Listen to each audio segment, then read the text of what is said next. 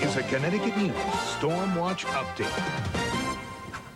Good morning, I'm Carolyn Pennington here with meteorologist Brad Field and Art Horn. As a major winter storm hits the East Coast, it's already blamed for 5 deaths down south, and we're expecting to get blizzard-like conditions here. Also a coastal flood warning along down the shoreline, so best to stay inside today. If you don't have to travel, stay off the roadways. Here you can see some shots that we have. Our photographers have been out since early this morning.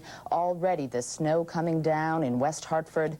Snow-covered roadways, bad traveling. State police warning you to stay off the roadways. Don't travel if you don't have to. Let's go to meteorologist Brad Field for the very latest on this storm. Brad. Good morning, Carolyn. Good morning. I think we're in here for the long haul. Yeah, it looks that way. Everything's working out perfectly with this storm. We've got the blizzard warning is still in effect. The coastal flood warning is in effect.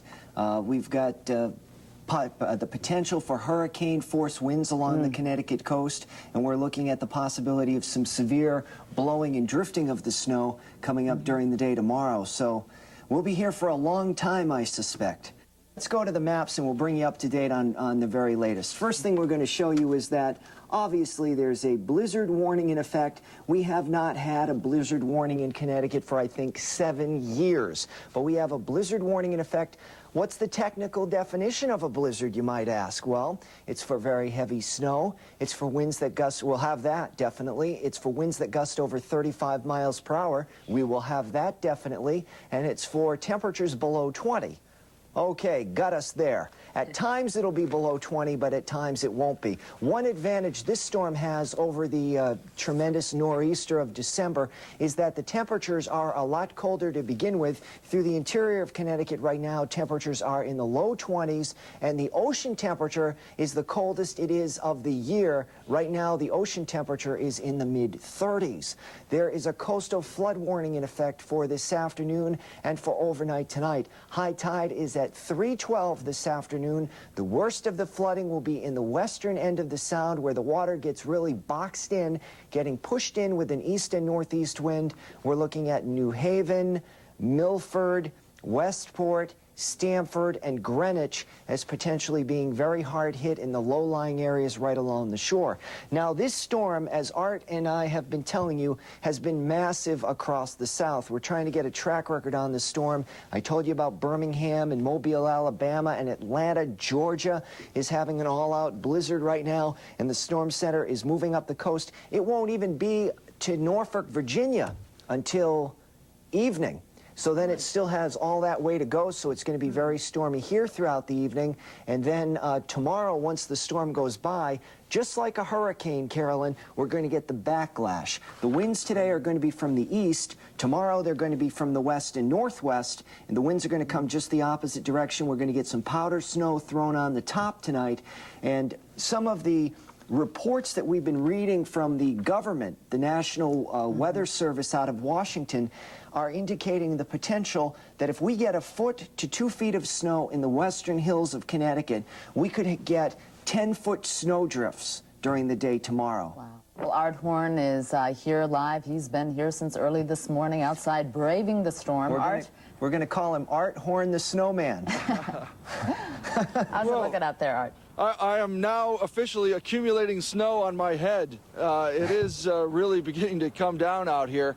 We're watching the visibility drop. The snowflakes have not only increased in their number, but the size of them is a little bigger.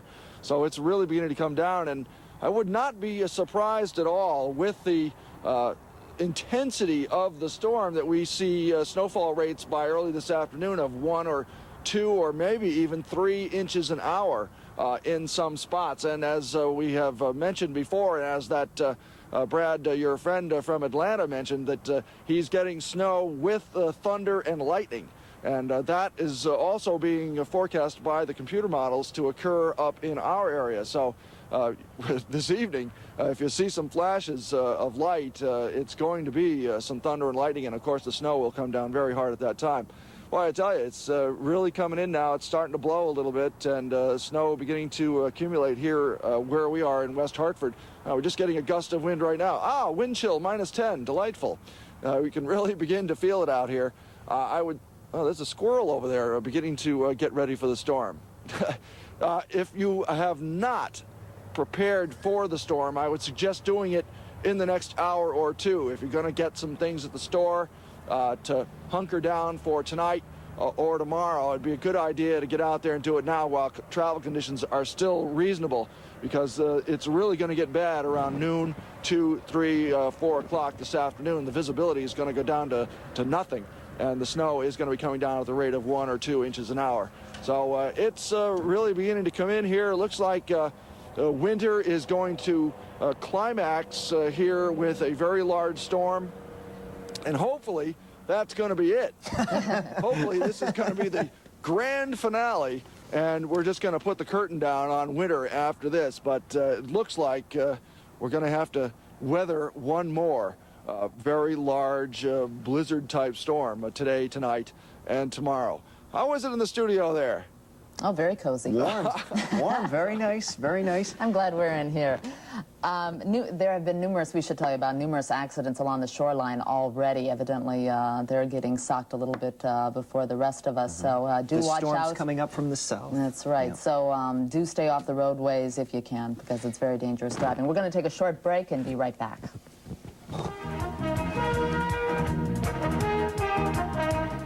Well, I think all of us need some safety tips when a storm like this hits. We do have a list of tips for you to help you prepare for a winter storm.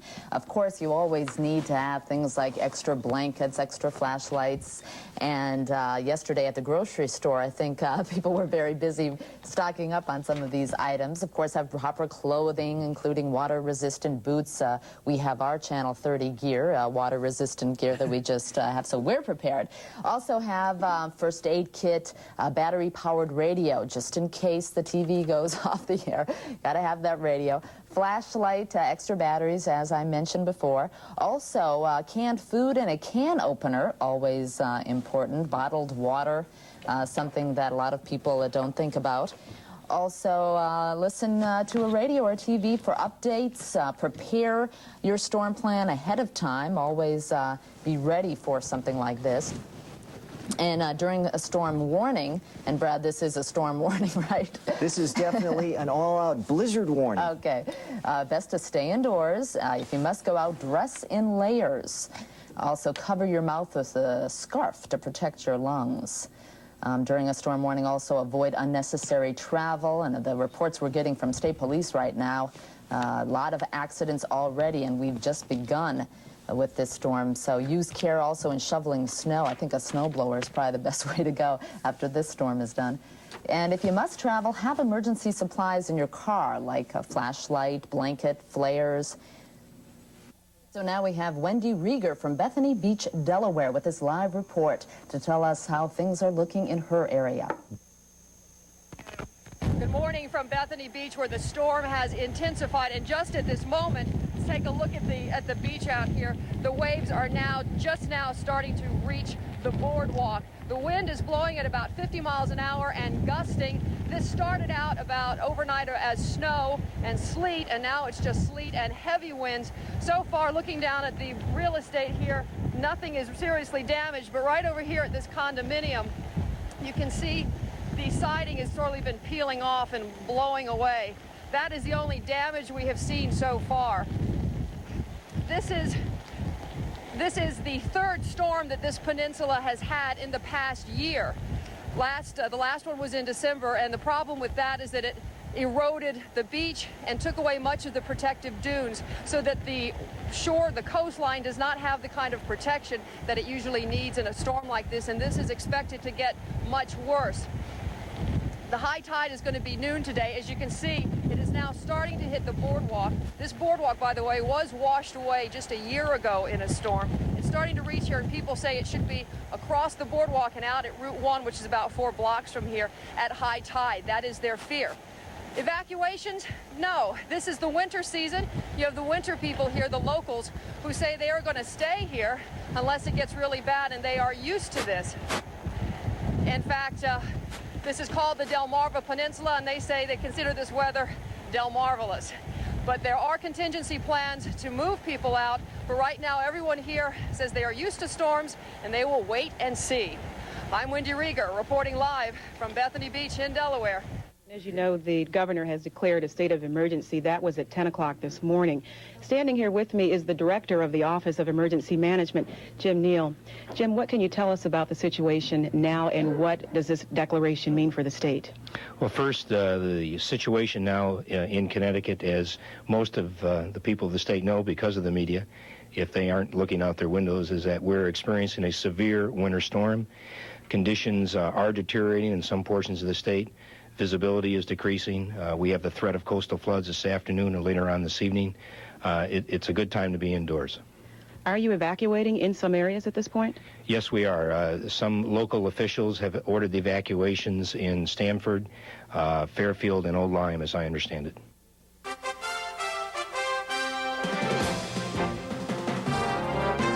This is a Connecticut News StormWatch update. Hello, everyone, and welcome back to our StormWatch coverage. Carolyn Pennington just getting a little reprieve. I'm Ann Baldwin, along with meteorologist Brad Field. As Carolyn mentioned, we've got a full staff on this thing, and I don't think we've seen the worst as of yet. I just drove in. Roads are not great, okay, and visibility, I think, is deteriorating as the day goes on. So the best advice is just stay in, and you're the one probably to tell us, is it you know, right, going to get worse? I think the worst of it, Ann, is going to be developing between 1 and 9 this afternoon. Already, though, one of our engineers just came in. A lot of the Channel 30 crew is coming into the station right now, reporting it's getting very bad. We're looking at live pictures now of an Interstate 84 off-ramp in West Hartford. The visibility in the snow is really beginning to go down, and we will be in blizzard conditions within an hour or so. We're expecting the worst of the storm between 1 and 9 this afternoon. We also want to mention, Brad, that if there are people out there that need help, whatever it is you need, hopefully we can help you out. If we can't help you, Channel 30 can't help you directly, we're going to put you in touch with someone who can. Joe Simeone, our main weekday switchboard operator, has come in today, and we want to give you the number to call if you need help, 521-3030. Give us a call. Hopefully we can do something for you because, you know, we're all in this together. Well, good afternoon, everyone. Once again, I'm Ann Baldwin, joined now by meteorologist Steve Teeling. Brad is taking a well-deserved break. He's been here all morning long. If I can editorialize for just a minute, Sure. Some people calling in, believe it or not, and complaining about all of this, but what they don't realize is that this is a potentially dangerous and deadly storm. That's right. And a lot of people out there need this information, and that's why we're here to help those people out that do need it. That's right.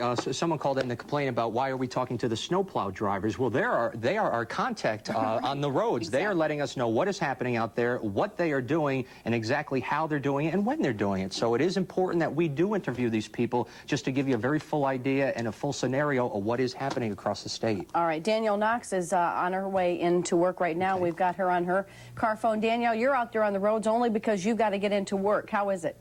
It's absolutely awful out here. I know earlier Art was talking about whiteout conditions, that the snow is coming down so heavily that you can barely see in front of you. And I tell you, Highway 84 is absolutely awful. If you can avoid it, please, at all costs do. I had to get off the highway, and now I'm on the surface streets trying to make my way there.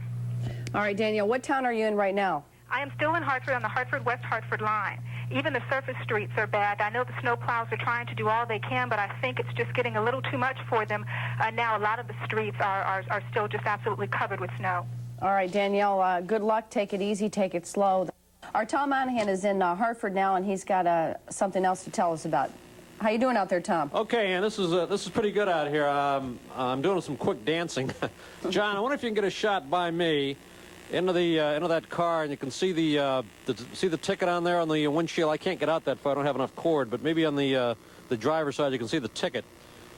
And I'm sure John's got a pretty good shot of that. And then if we just kind of move along there and give us a little slow pan, you can see the front of the car is slightly elevated, and all of a sudden it's hooked up to a tow truck, and that's what's happening in downtown Hartford right now. John, what's your last name? Kinsella. Kinsella? Kinsella. Kinsella. John, where'd you get this car from? Farmington Avenue. What's the story? I mean, these people are violating the ban, is that it? Well, what they're doing is we're taking off all the main roads in Hartford, and then we'll be working on the side streets. They're allowing the schools, opening the school parking lots for residents to park there who don't have parking available to them. So if people can't park, and if they get in their car and drive to one of the schoolyards, they're okay. That's correct. But in this particular case, this person was tagged and apparently either refused or simply failed to move the car, and they got to get them off the road. Exactly. They're trying to give warning, getting on the PA systems, alerting people to have their cars moved before they tow it. And, you know, we have to keep going along as the falls are out and it's coming down, so we have to keep the streets clear. Yeah, well, okay, so there is a parking ban in Hartford. Now, you indicated that there are some places that they can, but you just said a moment ago you can park in, what, the schoolyards? Any schoolyard, correct. They're opening up yards because, you know, there's plenty of schools around in all the neighborhoods, so if there's no off-street parking available, the school is open to the public. Okay, and are you towing? Are you doing a lot of towing? Yeah, we have our company right now. We have 3 trucks out. We're pulling about 5 cars an hour, and really, it's pretty tough to get around. And what's the fine on that? Now, if somebody comes out and says, "What happened to my car?" First of all, I got to find it. What's it going to cost them? So standard charge is $50 for the tow, and then the parking ticket, $30 parking ticket. Okay, there's one of the ambulances. We talked to an ambulance person just a few moments ago about the problems they may encounter trying to go from somebody's home and take people to the hospital. And but you're in the car business, so if they don't get the cars off the road, you're going to get it off. They're going to get them off for them. That's correct, and we have our chains on, so we'll have no problem getting through this storm. All right, John, you're going to be a busy guy all day today, too, I assume. Okay. Thank you. So, if you live in the city of Hartford and if your car is outside, you have 2 options here. One, get out there right now and take it to the nearest schoolyard. No problem. You can leave your car there and walk back home. Failing to do that, count on somebody like John to come by, get a hold of your car, jack it up, tow it off. It'll cost you $50 for the towing.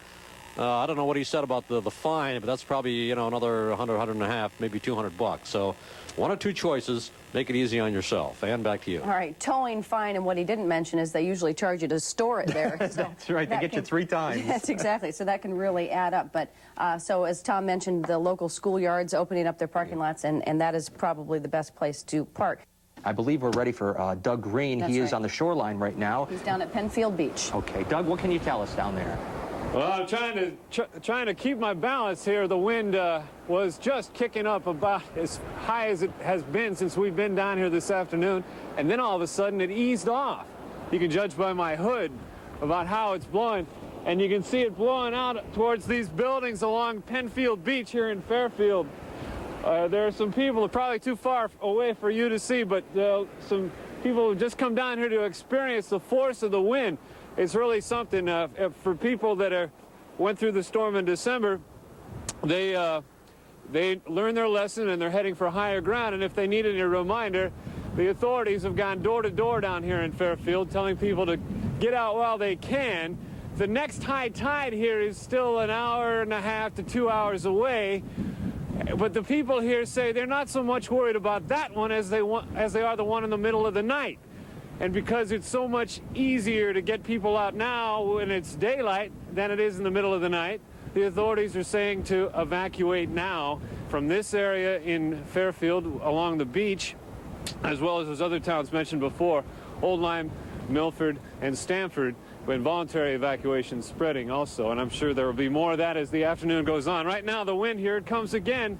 I don't know how much longer we're going to be able to hit the satellite from here with the wind getting as hard as it is. If I look right into the north, you can see there's not just ice blowing, but sand blowing up from the beach. It's really miserable down here, but still, Alex, maybe you can just spin the camera around. There are quite a number of people who have come down here to be a part of this, and these people haven't been evacuated. They say they live inland, and they can't think of any place they'd rather be than on the beach in March, in the middle of this storm that apparently is going to go down in the annals of weather. But anyway, right here in Fairfield now, we're still looking at the water out on the Sound. I was here last week and when we had ferocious winds and high tide, and the water was a good 20 yards closer at that high tide than it is right now. So by all appearances, this one this afternoon won't be so bad right here on the beach. But again, they're looking at the one tonight as the real threat. So, reporting live from Penfield Beach in Fairfield, I'm Doug Green, Connecticut News.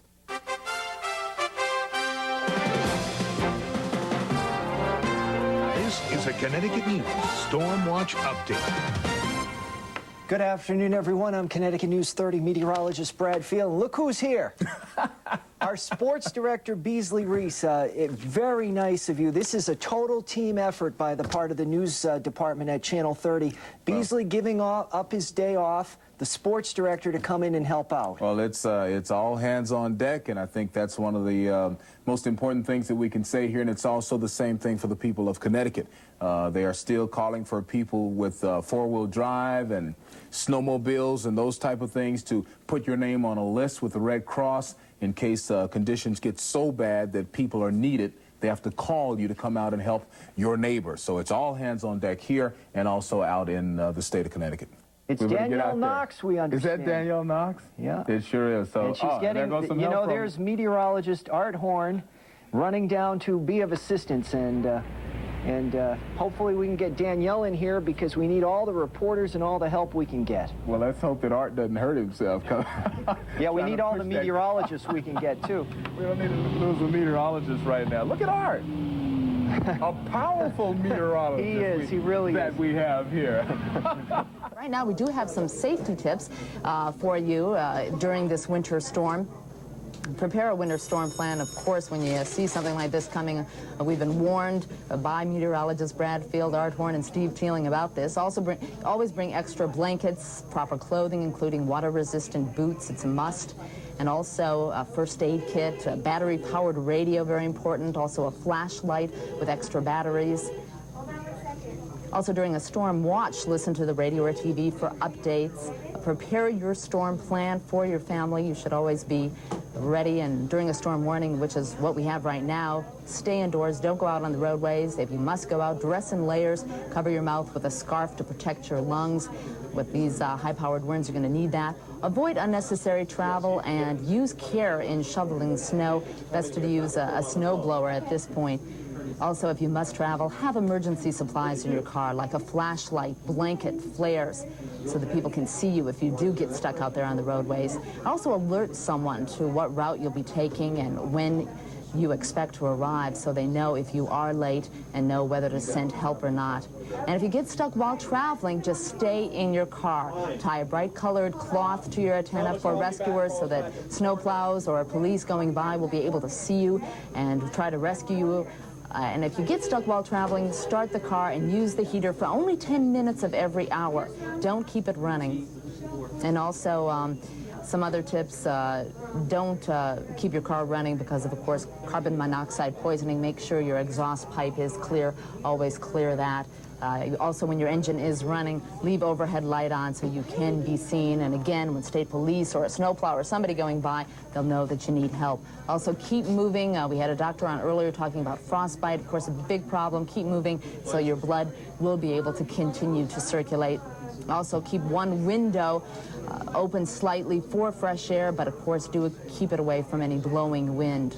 So these are just some of the safety tips that you must remember when you're out there during a storm like this. Tom is downtown in Hartford getting snowed upon, and let's go out to Tom for the latest in the capital city. What's Art doing? Is Art still trying to move cars by himself? I'm not doing any of that stuff, I'll tell you that right now. I have enough trying to stand up. What's happened over the past few minutes, Brad, is that the wind has picked up considerably, and so we're getting more like a driving kind of a snow right now. And as you pointed out before, the visibility is almost nil.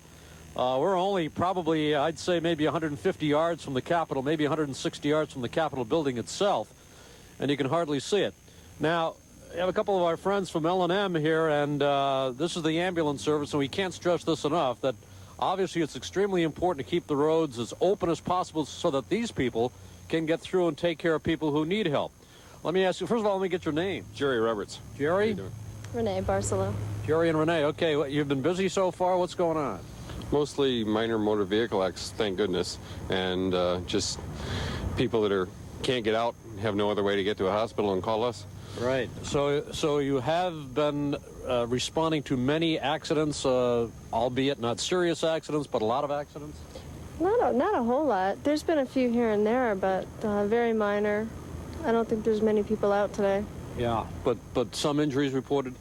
Just very minor, mostly. Yeah. Fender benders type stuff.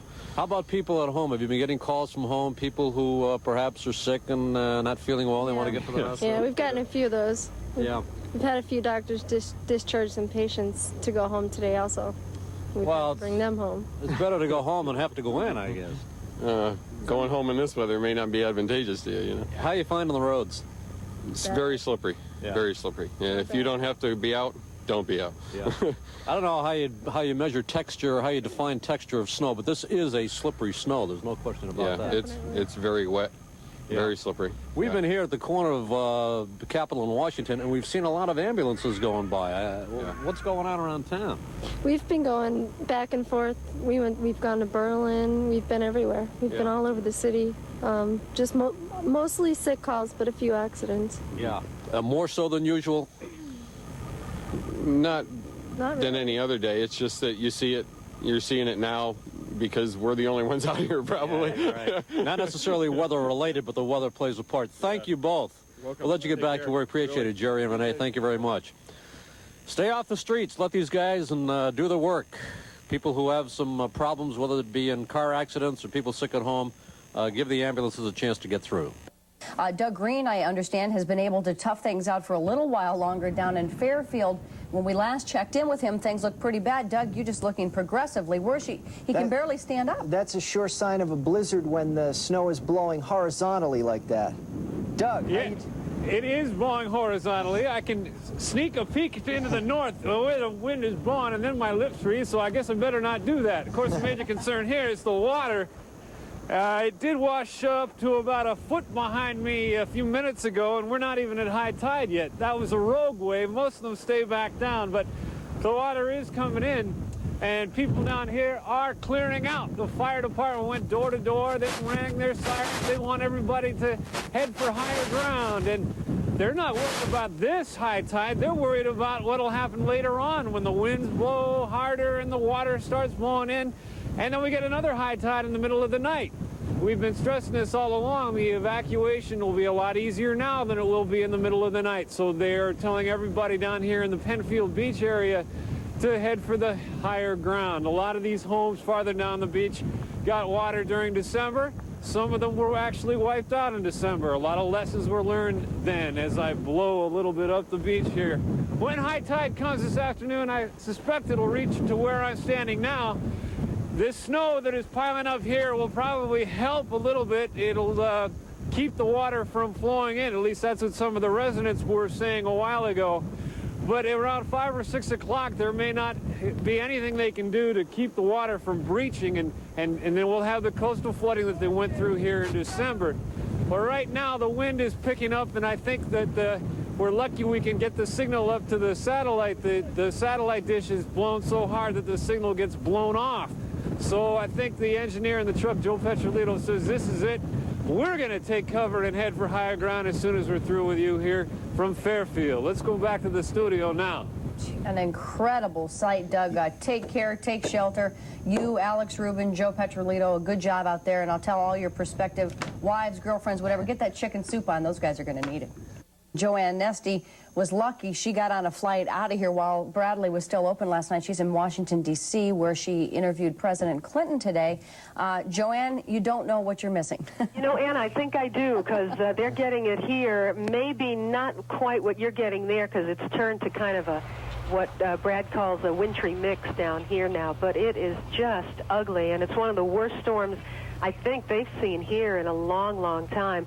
The city, I guess, is obviously not used to dealing with snow, and so it's a little rough going out there, but now it's turned kind of slushy and kind of ugly out there. And it made the president about half an hour late for the schedule that we were to have kept with him today, because he told us that he was working with FEMA and trying to keep on top of the storm. So the White House is even involved at this point, and worried, I guess, primarily about the winds and the damage that they may cause. As he said, you know, north of Washington, people are kind of used to this weather, but this storm is so big, it's affecting a large part of the east. Joanne, hello. Brad? How are you? I'm fine. I'm drying out.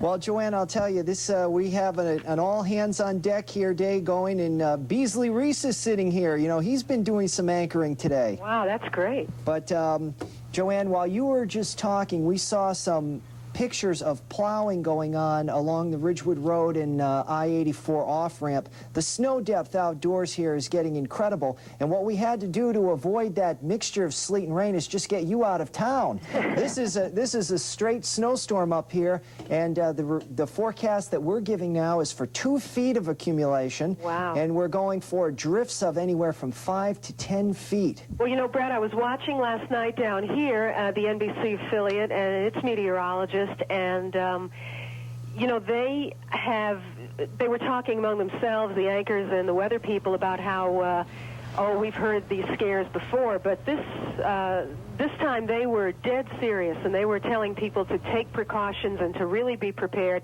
And there were stories all over the newspaper today about how people had gone to the supermarkets and stocked up, because they really did take this one seriously. And they were hearing a lot about winds and about snow accumulations in Washington itself of anywhere up to a foot. I have a feeling that it may not be that much now. It's really become very, very wet and very slushy. So if there are 6 to 8 inches out there, it's really being packed down, and it's turning very into that sloppy stuff that we don't like up there. But I think they were bracing for something, and I think they were talking blizzard, you know, certainly even to the west of here, the mountainous areas, and I think they were talking about a very, very bad snowfall, a significant snowfall, I should say. And for the city itself, I guess they would consider themselves spared, but it's still a mess. Tom Monahan is outside of our studios now. Tom, you were getting knocked around pretty badly just a few minutes ago. Have things eased up at all? No, as a matter of fact, we had a couple of batteries, and what do they weigh, Terry? About maybe 5 pounds each. Just got blown off our little deck here. We're trying to keep things matted down somewhat. You can probably hear, we like to talk about natural sound in this business. Maybe you can hear this pelting kind of snow banging off the jacket. That's what we're getting. We're getting a hard, driving, pelting type snow at the present time. And before you cut to me, I wish it would happen again, but we had a couple of real loud cracks of thunder. And I think, Ann, you pointed out maybe a couple hours ago, this was a strange kind of a storm, and that we're hearing a great deal about snow and slippery conditions and staying off the highways and so forth, and yet at the same time, we're talking about lightning and thunder. Just about 5 minutes ago, 2 loud cracks of thunder. I thought I heard another one. That just didn't seem to really accompany this kind of a storm. In terms of the highway situation, the highways are, at the present time, nobody's out there, outside of some plows. We saw a couple of plows on I-84 just a few minutes ago. Ridgewood Road here, one of the side roads that comes off Interstate 84. We had a couple of plows here just a short time ago, but the roads are not in terribly bad shape. I mean, they're in bad shape. You don't want to be out there driving around, spinning around, but they are somewhat passable. So if there was some kind of an emergency situation and you had to be outside, I guess if you had the right tires and four-wheel drive, or at least front-wheel drive, you'd be able to do it all right. These winds are kicking around pretty good. They picked up in about the last, I'd say hour and 15 minutes. And I would estimate right now they're probably about 40 to 45 miles an hour. And as we indicated earlier, we could expect them to get up to perhaps 70, 75, 80 miles an hour before it's all over. Now, all along the coastline, we're not the only state that's being affected by this. It began down in Florida. 10 deaths have been reported in that area. Also, Alabama, there have been a couple of deaths. So it's been a devastating storm in its entire path. Hopefully, by the time it gets here, you people out there will be prepared enough that we can alleviate any deaths or injuries from the storm. But Sean Caleb has this report of how the other areas are being affected by this same winter storm. The East Coast is being punished by a storm that can only be called savage. It's hard to believe that we finally got some here, the March and almost spring coming up. I think it's wonderful. I think it's great. And kids really like it, too. Just how bad is it? Folks riding this storm out are living through history.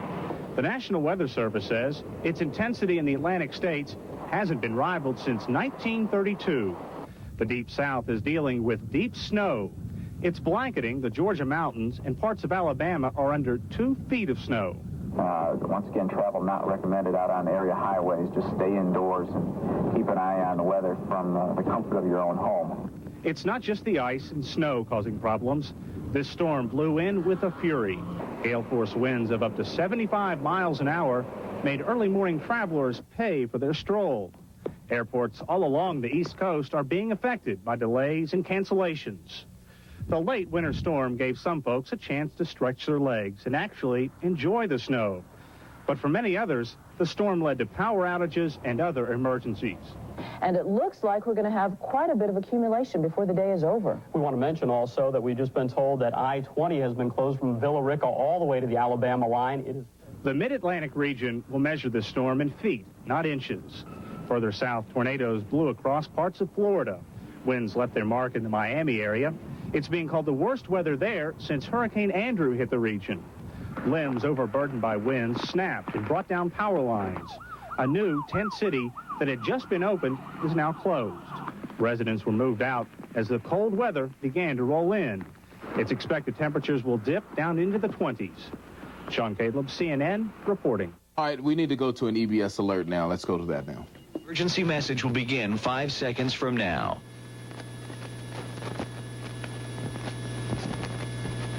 Office of Emergency Management with emergency broadcast message number 2 relating to the current storm.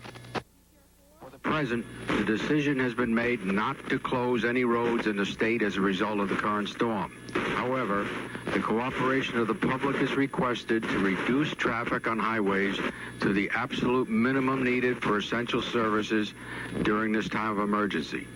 These essential services include fire and rescue service, support of health care services and special need facilities, and maintenance of public and private communication systems to include radio, television, and newspapers, the conduct of sheltering operations, and the restoration of electrical power and phone services. Towns and cities are requested to, where possible, assist with the transportation of personnel associated with these essential services through local pooling of vehicles with four-wheel drive capability. This concludes this announcement.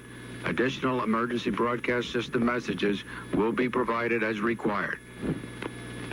The state of emergency is in effect for Connecticut, Rhode Island, and Massachusetts. All right, Doug Green was and is still down at the shoreline. However, Doug now is joining us via telephone because it was just too much of a hazard and too much of a danger because of the heavy winds. We just saw his report moments ago. He was getting whisked around by all the storm. How are things down there now, Doug? A lot of people running for cover, I would imagine. Well, it's changed drastically, actually, although it's still very, very serious and dangerous. What was snow and sleet is now rain. It is pouring down here. I'm inside now, and speaking of inside, we moved inland off the beach when the fire department came by and told us we were on our own. They were not coming back, so if we decided to take it safe, we would get out of there too. So we headed for the higher ground inland, but then it just started to rain, so we're going to try to put the satellite dish up and see if we can show you some pictures of the situation down at high tide at the shore at 6 o'clock, Ann. And Connecticut is not in this storm alone. Of course, you heard President Clinton on our air a little bit earlier today showing his concern for the entire East Coast. The New York coastal area is also getting hit hard by the storm. We've got some pictures that we could show you from that area. All along the coastal area, you can see the waves really picking up speed out there. You can see very low visibility. You can see those waves just pounding on the rocks along with the snow as well all along that area. Doesn't look like a lot of damage to those condominiums there yet, but as you can see from the objects there, it looks like the water has really come up quite a bit. And if we could take a look at the, after we're done looking at the New York pictures, obviously that's downwind of us, and that's the storm coming up toward us. The storm's still in the Delaware, Maryland area, so it's got a long way to go. We've got a long way to go through this storm. Earlier today, we were downtown Hartford and had an opportunity to talk with the Hartford Police Department, members of the traffic division, and they made it very, very clear that cars that were parked outside, they're going to give them a certain amount of time to get them out of there. If they had no place to take them, they could take them to a school where they could get free parking at a local grammar school or a high school. But those cars that refused to move, or people didn't just simply want to get out of their houses or apartments and move their cars, they would be towed, pay a substantial fine on the process. Now, we have been basically stationary and trying to cover the snow. We've been doing it live, of course, but we've been in one position. Danielle over in Corbin's Corner, she's been stationary in another position. And that's obviously one good way to cover the storm, live and be in the middle of it. There's also another way to do it, and that's to get a camera get a photographer, get in a car, and go out and actually see up close what's happening. And Lou Brown did that earlier today, and here is his report. Lou? This man, like many other people in the capital city, started plowing earlier this afternoon. Aside from maintenance crews trying to keep the walks clear, there were a few shoppers in downtown Hartford. It was like a ghost town.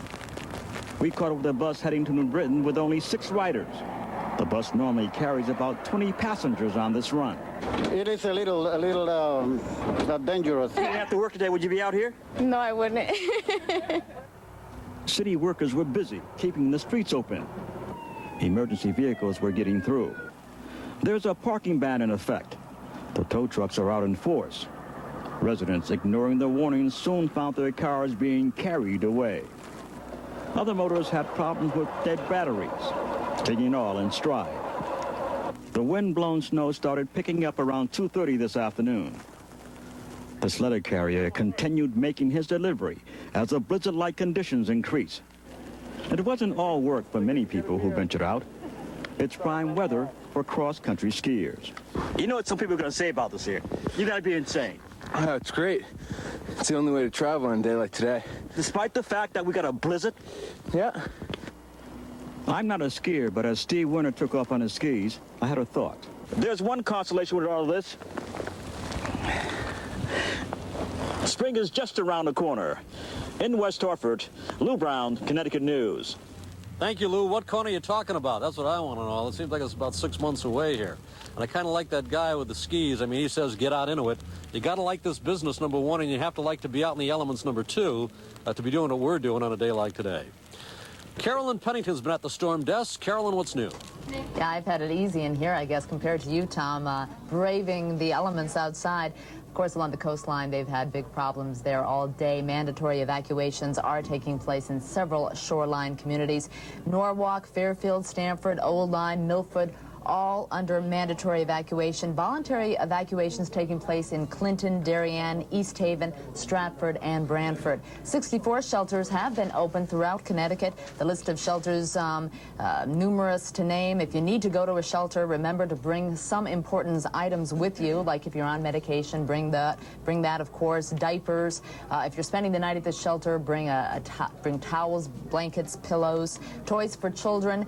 Also, unfortunately, the family, you cannot bring the family pet along with you. You can't take that to the shelter. Just, unfortunately, they cannot accommodate your pets, but please try to make sure that they're okay. Don't leave your pet outdoors because of the freezing temperatures and poor visibility. Now, if you need information on any of the shelters, you can call the Red Cross. They have 3 different numbers that you can contact them at 665-2672, 665-2673, 665-2674. Now let's check in one more time with Doug Green, who's in the Fairfield area. We're not sure where you're ever going to be, Doug, but we know you're out there and it's somewhere. Well, yes, we're in Fairfield right near US 1. We're about a mile in from the beach, and the rain continues to fall. The wind is picking up here again. It's on and off, on and off. Everybody down here is worried about coastal flooding. And I don't know, and they don't know what the rain is going to mean for that. If it turns to snow, of course, Brad and Art and Steve have ideas about that. But for now, it's everybody's been evacuated from the beach area in Fairfield. Well, let's check that. They've been told they should leave. Most of them have, but there are still a few diehards down there determined to ride this storm through. Reporting live from Fairfield, Doug Green, Connecticut News. Good morning.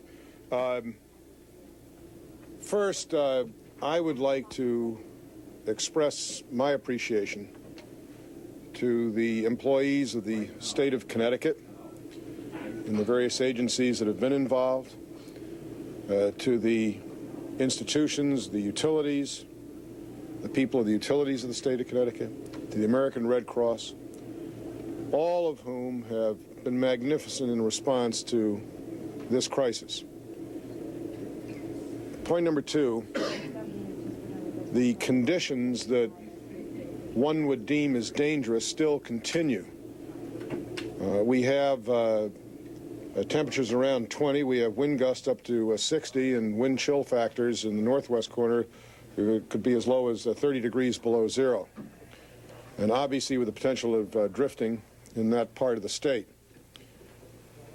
On the plus side, the the flooding situation along the coastline did not occur to the extent that we initially thought might happen. And that probably should hold throughout today also.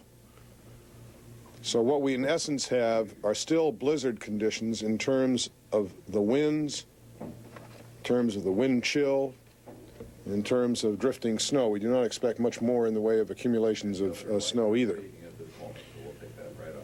Now, on the basis of that, I've determined that given the continued likelihood of these blizzard-like conditions throughout today, not to lift the state of emergency in Connecticut at this time.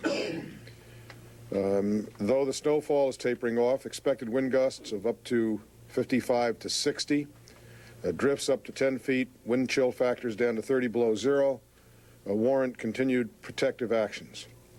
State agencies and the utilities are concentrating on snow removal operations and reducing power and telephone outages. I strongly urge, I ask, the public to still remain at home so the recovery efforts can continue. I will reconsider the matter of the state of emergency at 5 o'clock this afternoon. Before we go to the questions, I want to reiterate the fact that we, by that I mean the state of Connecticut and the utilities, still have a lot of work to do. And it's for that reason, as much as anything else, that I urge the public to, again, stay home. It will help if we can get our work done during these daylight hours. Point number two, the situation in northwest Connecticut remains extremely dangerous, in our opinion, by virtue of the height of the snow, the wind chill, the wind gusts. So I would again urge those residents to be very careful as to the weather as the day progresses, and certainly I suspect that's going to be the majority of our activity in terms of where we go and what we have to do. Be glad to go ahead and answer any other questions. Governor, with about 9 hours of daylight to go here, is it your assessment from your briefing that they're going to have the roads in reasonable shape by nightfall? Yep, absolutely. I think they've done a fantastic job already, but the answer is yes. As long as we have the cooperation of the public, we should get everything cleared during the daylight hours. And we've had that so far. Would you say that's been the best thing? I mean, I was astounded when I got the figures from state police this morning of 6 accidents from 6 to 6 a.m. I think that's an extraordinary example of the public being a part of the solution. So, Governor, as I said before, I can't gauge any more than what I've told you, which is at 5 o'clock tonight we'll have another announcement. So, Governor, although the state of emergency remains in effect, you're saying that at this point, do you believe that we are out of the woods, as we at Channel 30 call, from this blockbuster storm? Well, I define out of the woods in terms of the way the state has to respond. And we're going to be going full tilt all day today, as much as we were yesterday. So nothing has changed in that regard. So all I'm saying is that in terms of the weather reports and the condition of the weather, it would seem that we're out of the woods.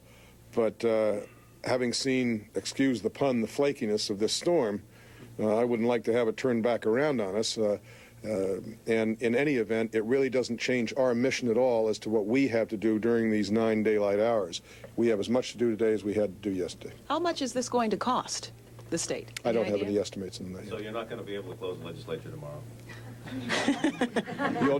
You'll notice, Mark, I have not lifted the state of emergency. Damage along the coast less than what was expected? Yes, the damage to the coast was less than was expected. And again, I think that we gave you that information yesterday as to why. It was the shift in the wind and the lessening of the wind gusts that created a favorable situation for us. And exactly as predicted, that also kicked up some more snow in the northwestern part of the state. Yes, Arnold. Governor, we've had a few people complaining that they can't get through to the airlines. Do you have any idea, or does Tom Daly have any specifics about how open Bradley might be by this afternoon? If the experience of our neighbor is an example, I know Logan Airport is now open. And one runway at Bradley is open for light traffic this morning. Tom, you correct me if I'm wrong. It's the hope that the airport will be open this afternoon. This afternoon. Right. That's what they're aiming for, is early this afternoon, that the whole airport will be open. Yes. So the roads are in better shape at this point than they were last night, would you say? Yes, but with these kinds of winds, you've got to account for the drifting of snow, and all of a sudden, these fellows have to go right back where they thought they had it cleared. That's our problem right now. So, excuse me, Governor, what would you say is probably the worst part of the state at this point in terms of snow? Northwest. Okay. Thank you. Thank you, Governor. Steve, we should point out for the record that when we cut to Governor Weicker earlier, we were the only station to do that. That's right. We cut on and we stayed right through that whole news conference and went back and got the interview with the governor when other stations in the market, for some reason, did not see fit to stay with it or even go to it. And that's pretty much been the case since this began. Well, before this began, we were in a storm watch mode early yesterday morning and stayed virtually right on through it. Technically, it was Thursday we went into the storm watch mode. I believe it was, I'm sorry, Friday. I'm sorry. It was Friday about noontime we came on and we started preparing the people on exactly what was happening, what to expect, how much snow. And between Brad, Art, and myself, we were right on the money with this storm. Again, it's hard to measure some of the snow accumulations out there, but hell, I'm going to give myself a pat on the back. Why not? We really well, you guys have taken enough lumps. Right. That's right. Over the past few months. You know, we always get blamed for the bad weather. Well, you know, we got to take credit for the good. Yeah. You know, the good forecast sometimes. This is a Connecticut News Storm Watch update. Art, is it still snowing out there? And how about the winds? Are they picking up as well?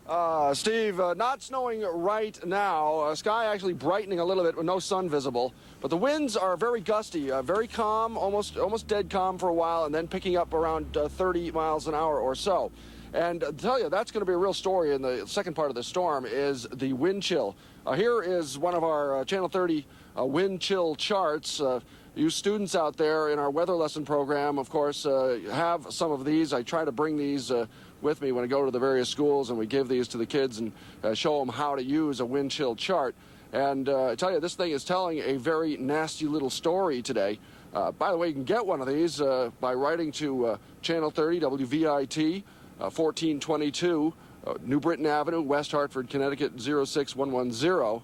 And you can still get one because we're still going to need one. You would think by this time we'd be all out of this. But if you look across the top, right now the temperature here is a very delightful and tropical 15 degrees. The wind is gusting up to 30 miles an hour. That puts us down to 25 degrees below zero wind chill at times. And that is getting into the danger zone. In other words, if I do this for 1 minute, I could be in trouble. So I'm not going to do it. I'm going to put this glove back on.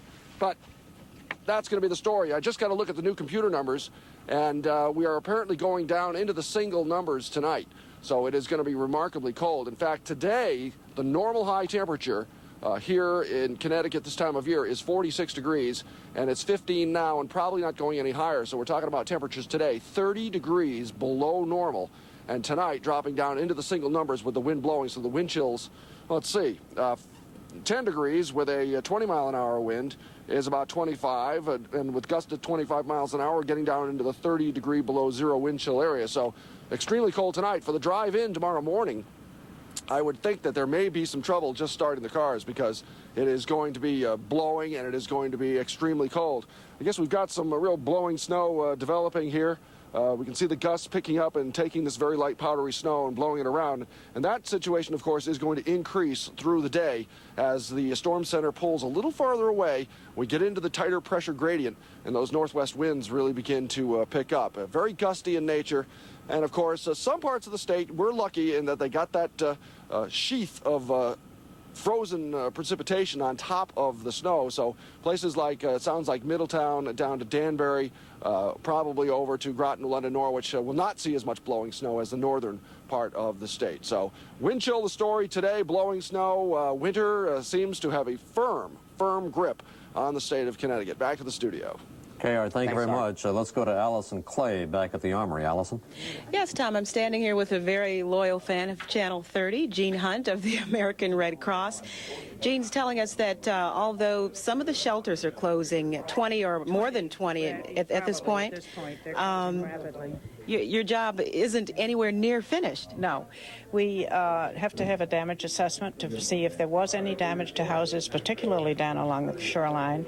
In Milford, we still have a shelter open, and they are going to assess it this afternoon to see whether it can be closed. Hopefully the families will be able to go home because the coastline flooding was not quite as bad as was anticipated.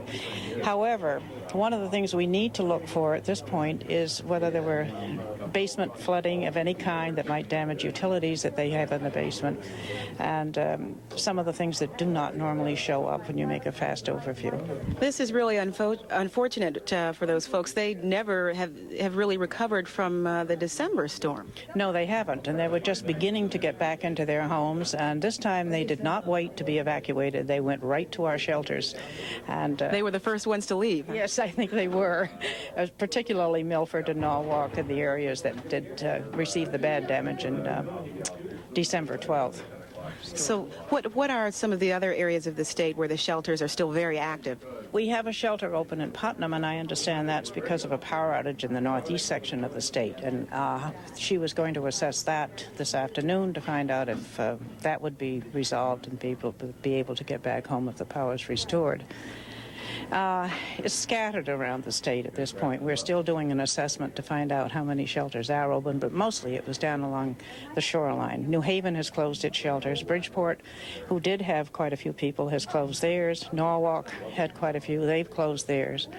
So we're calling them now to find out how many people can get back home. And I think once they start to find out whether the driving or the roads are passable back to their houses, they will go home. And with the number of power outages going down, that would be the natural thing to do, to go back home then? Yes, it is. And unless the wind increases measurably and creates more power outages, we should be in fine shape. Okay, thank you very much. Jean Hunt from the American Red Cross. Things are winding down in terms of the shelters closing, she says, but their work is far from over. Allison Clay reporting live from the State Armory. Back to you in the studio. John Sablon is with us, and John's in Farmington. John, good morning, and welcome aboard, and how's it going out there? Hello, Tommy. How are you? I'm in Farmington, but it looks as if I'm in the tundra somewhere. In actuality, where I am is the Sears parking lot at Corbin's Corner. If I'm moving a little bumpily, it's because I'm stepping over ice clods. Now, you can see that mound of snow behind me. Don't think that's a snowdrift. That's what the plow did, or the plows. This whole area is surrounded by mountains of snow, and that's just about the only company that I have. There are a couple of tractors and one snowplow off to my right, and they're at a standstill. There's absolutely nothing happening here right now. Let me walk back in this direction. Terry Brennan's out here with me. He'll swing over with me. I'll let you see the inactive, the resting vehicles that are in the background, the snow fighting machinery. Now, Art Horn told you earlier, and probably Steve Teelings told you the same, that it's about 20 degrees out here, but with the wind chill factor, it's about 0. I can attest to that information. It's very, very cold out here, and when the wind whips up, the snow blows through the air, and it reminds me of what Brad was talking about yesterday, the ground blizzard. It sounded inconceivable yesterday, but I kind of see what he means now. At any rate, it's extremely cold out here. As I look at Sears, it doesn't look, I don't see any lights on in the building. Terry's swinging around to show you that. I don't see any lights on. They're due to open at around 10 o'clock, and they're not showing any signs of opening up. It looks as if this is going to be a complete ghost town this morning. WDRC Radio is carrying us, simulcasting our broadcast, so if you can't get us on TV, if you're going to be in the car for a short time, you can pick up all the information that we are broadcasting on TV, on radio, on WDRC 1360 AM on your dial. A story here that they brought in from the newsroom. Mrs. Paul, 94 years old, and I guess she lives down on the Meriden-Waterbury Road, I believe in Southington, 654 Meriden-Waterbury Road, and she has no heat, and no meals, and no transportation, I guess. That's right. Maybe a phone calls in order to the police down there and see if they can check her situation out. That's right. I think she needs someone to get to her, maybe to get her a little bit of food or make sure she's okay. I mean, the elderly are especially prone to some bad weather. If the heat goes out, they don't have the defenses that someone younger may have. You know, their defenses are a little bit weaker, and it sounds like this lady does need a little bit of help. What is that, 654? Meriden Waterbury Road in Southington, I believe, but those towns kind of converge in one area there. Meriden, Southington, Wallingford, so we'll have to check that out. Now, Doug Green, we mentioned, was trying to get to the immediate shoreline area, and he's checking in with us now. Doug? Well, we're still on our ice-covered hill up in Fairfield. Ice is a big problem down here. I can hear a siren in the distance, and there's a fire truck down there on Route 1 heading towards the traffic circle right now. Alex, if you want to show the scene, people are out and about here, and we can see in the distance the truck coming with the sirens going. I know I don't have much time to talk, and the wind is blowing so hard that if I disappear off the screen, it's because the satellite dish here is blowing in these winds. We have high winds. I know the power, there goes the camera. Hold on there. Yeah, sub-zero wind chill, no question about it down here. Nobody's really complaining, though, because the winds blew the water back in the middle of the night, and high tide was defied by these high winds, so everybody down here at the coast escaped damage. Now we're dealing with ice and the high winds. Maybe there could be some power outages later in the day. I know that's the power company's primary concern, but right now here in Fairfield, people are getting out and about and going back to their property to see how it fared during the storm. So reporting live from Fairfield, I'm Doug Green. Back to you in the studio. Doug, have you been able to move from that spot? Are you going to try and move, or are you pretty well kind of locked in there? We lost him. Well, we've been talking to other TV stations in the country, so we've been locked in here, but the ice is a concern with moving the big satellite truck. We'll see what we can do here now. Okay, thank you very much, Doug. This is a Connecticut News StormWatch update. Talking about Mrs. Paul's situation down there in Southington. She lives at 654 Meriden Waterbury Road. No heat, no food, no transportation, and she is 94 years old, so if people live in that area, maybe they can go over and check her out. And also, we have called the Southington Police Department to check out her situation also. We're going to go to some weather reports right now. I'm going to get you up to date on what's happening across the state. This is what we're looking at. We still have a blizzard warning in effect across the state, across the northern two-thirds of the state. Blizzard conditions are likely. That means very cold temperatures, wind chills well below zero. Visibility could be down to zero at times. And just a lot of blowing and drifting snow. Some of the drifts in excess of 5 to 10 feet. So the blizzard warning throughout the day today. Now, we also have a high wind warning. Doug Green down on the shoreline in Fairfield, he said that he's having a hard time standing up down there. That is because the winds will be gusting up to 60 miles per hour. Let's see, Bridgeport, which is, 20, 30 miles away from Fairfield, they had a wind gust of 30 miles per hour this last hour. So it's starting to get up there as well. And Doug, just hold on because the winds will be lasting throughout the day. Now, this satellite loop shows the immense size of this storm. It was covering the whole eastern third of the nation yesterday. Some of it's gone out to sea down south, but we do have the storm moving on up to the north and east, away from the area. But even though the center of the storm is moving away, we still have the winds to contend with. So again, the big story of the day, Connecticut News Radar. Some of this may be a little less pronounced. This is about an hour old, this radar. I'm going to try and update it within the next 20 minutes or so.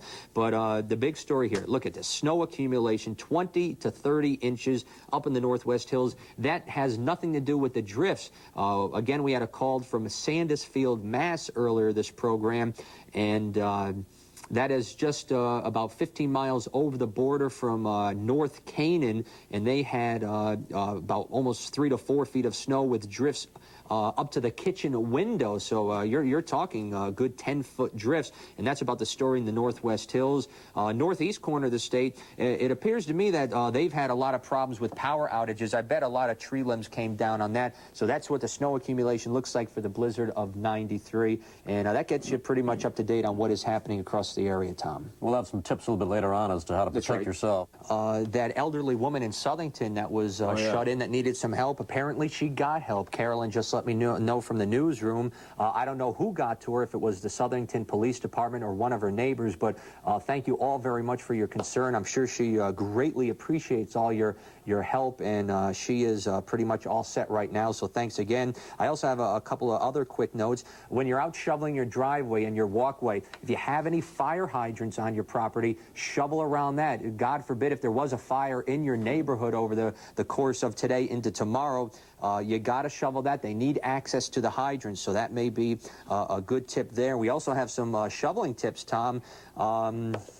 How about it? What do you think? You agree with these tips? Well, I agree with the tips. Do you follow these tips? I was wondering if maybe our spouses would do the shoveling for us, and maybe that would help the situation a little bit.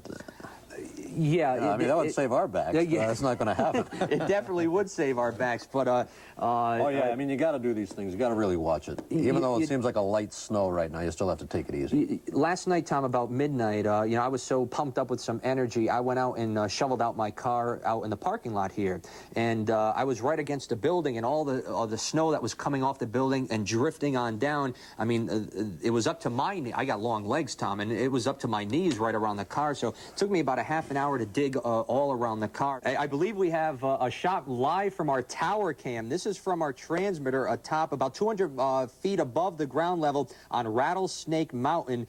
This is one of our engineers, as a matter of fact. God, I feel sorry for him. Joe DiMaggio, not the baseball player, folks, but still a great guy nonetheless. His truck is stuck. He's trying to get to the transmitter, making sure everything is A-OK. And as you can see, some of you might have experienced what he's going through yesterday or last night, or maybe going through at this moment, but he's having a tough time digging out, Tom. You know, we can all sympathize with him, I tell you. Now, if he's trying to get up there, that's a very steep grade, too. But, yeah, you would think with that vehicle he wouldn't have any problem. I'm not really sure from that shot how far up the hill he was able to get before he had some problems there. I cannot tell that either, but that just goes to show you, even with a vehicle like that, with a plow, well, that gives you a good shot of just about how far away he is from the transmitter. But that just goes to show you how deep the snow is. Even if I can't tell you if that's a four-wheel drive vehicle, I would presume it is. Yes, it looks like it. But it definitely is. I just got the okay. It is a four-wheel drive vehicle, and he is still stuck. So that just goes to show you, number one, how much snow is on the ground, and number two, it's still going to be difficult no matter what kind of vehicle that you have. That is why the state police are urging you. The governor is urging us to stay off the roads because situations like this do arise. And again, I can just sympathize with him, Tom. You want to see how Joe DiMaggio is doing? Yeah. Do we have? He's still there. Where is? Oh, there he is. He's out and back there. Oh boy. Oh, that. You know what makes it worse, Tom, is all right, if he had a car with just you know, rear-wheel drive, or if he had a truck that wasn't four-wheel drive, but when you have one of those vehicles, you don't expect to get stuck like that. That's just adding insult to injury. I would suspect Joe's mumbling a little bit right now. Yes, luckily he's not mic'd up. Tom, just one more note before we do go to the break. Joe there with his truck stuck is on Rattlesnake Mountain. I think it's in Farmington, isn't it? Rattlesnake Mountain in Farmington. If anyone is in the general area, if you're, you know, a mile down the road, you're watching Channel 30 here, you may have a snowblower, you may have a lot of energy this morning, you may want to help him dig out. I'm sure he would greatly appreciate it, and I know he has valuable work to do once he gets to the transmitter, so that would help us out as well. So if anybody has the urge to go be a good neighbor this morning and help him out, why don't you do so? I know he would greatly appreciate it. So maybe he will get a little bit of help. Hey, we got some good news here. Check out this tower cam. Someone is helping our engineer there, Joe DiMaggio, help shovel them out. I don't know who that is or where they're from, but thank you very much on behalf of everyone from Channel 30. I'll tell you, this tower cam is great, Tom. Other than giving a panoramic view, 360 degrees in every direction, we just helped out one of our co-workers down there get out of a bit of a jam, I guess you could say. Well, they're not out of it yet. They will be, though. I got faith. I don't see two vehicles getting stuck there. I'd like to know, I wonder where they exactly are there on the mountain. Looks like the road kind of splits off in a couple of directions.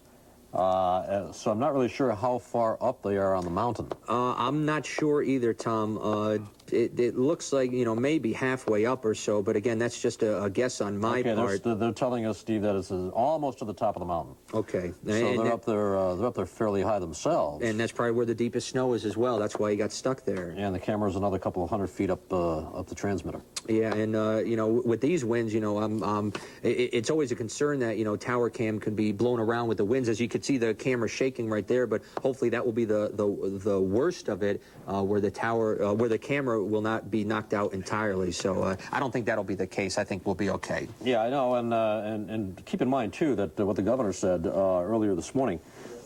These dangerous conditions that we've been talking about yesterday and today, to a large degree, these conditions still exist. And that's why Governor Weicker said earlier that the state of emergency, which has been in effect, will remain in effect at least until 5 o'clock this afternoon. And he's particularly concerned about northwest Connecticut and the wind chill factor. That's the wind chill is a big thing. Look at this, Tom. He's trying to pull them out. You said, well, they're not out yet. Let's see what happens here. Look up. Good. Hey, look at the drama unfolding right before our very eyes. There he goes. He's out of it. You know, I presume Joe is going to try and get up to the tower again.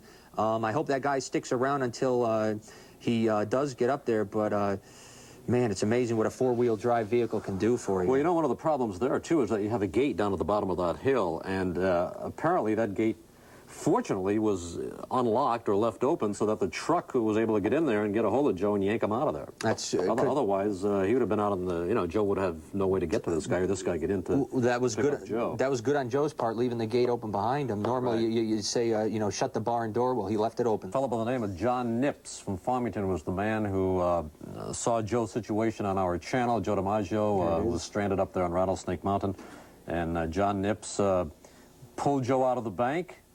Out of the snowbank. Joe thanked him, and John is on his way, and let's hope Joe doesn't do it again. I'm wondering is he going to try and go up it again? I don't know. I don't know if he's going to hightail it on foot up the rest of the trail. Hope he's got his snowshoes with him, to say the least. Well, you know, you got a couple of people now missing up around Kent. That's true. And we already had 2 rescues during the course of the storm, so now, obviously, we need a third one to try and track these 2 people. That's right. Who are hiking up around the Kent area. And I can tell you, Kent saw at least 2 feet of snow out of this storm, so whether they have taken shelter or they're trying to walk their way out of their situation, they have some very deep snowpack that they have to be walking through. That is of main concern. And you know how it is for us, you know, just shoveling our driveways or trying to walk from our driveway to our car. And you know, it's even twice as worse when you have to walk through the woods on that, and especially when you're disoriented and you're lost. That's just going to again cause some major problems for them. That deep snow cover. What terrific coverage of Joe's situation. And he decided to forget trying to drive up there. He's going to walk it. He has the shovel. He's going to just try and shovel his way in. I'm wondering if he has any idea that we have been watching this unfold. I don't know if anyone could have gotten word to him or not. I doubt that he does know about it. Well, he's on his way. And obviously, you know, you got to get up to that transmitter and make sure things are okay up there. Right. That's how we get our signal out and get the information to people. So he's got to be up there to maintain it, make sure things are going okay. So it's critical that somebody from the engineering department get up there and make sure that everything's all right. Yeah, and knowing Joe, he will not give up until the job is done. That's just the type of person that he is. They are workers who don't work any harder than Joe in this. No. I mean, he sometimes lives here at the station, Tom, I tell you. And I think, you know, many times he has stayed over, you know, working 24 hours around the clock just to make sure that, you know, we can bring you, our viewers, the most up-to-date information and basically just keep you posted on what is happening. And not just Joe, but all our behind-the-scenes crew, the camera people, production crew, over in the newsroom, assignment editor, setting up these phone lines, everything. I mean, it's really tremendous that, you know, they make us look good, Tom, is what they do.